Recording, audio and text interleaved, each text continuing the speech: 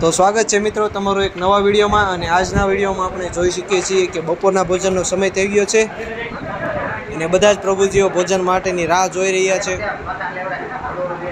તેની સાથે જ આપણે ભોજનનો સમય પણ થઈ ચૂક્યો છે, એટલે જલ્દીથી આપણે ભોજનની શરૂઆત કરીશું। અને આ વિડીયો જોવા માટે તમારો ખૂબ ખૂબ આભાર। આવા જ અમારી અવનવા વિડીયો જોવા માટે અમારી ચેનલને લાઇક, શેર તેમજ સબસ્ક્રાઈબ કરવાનું ભૂલશો નહીં।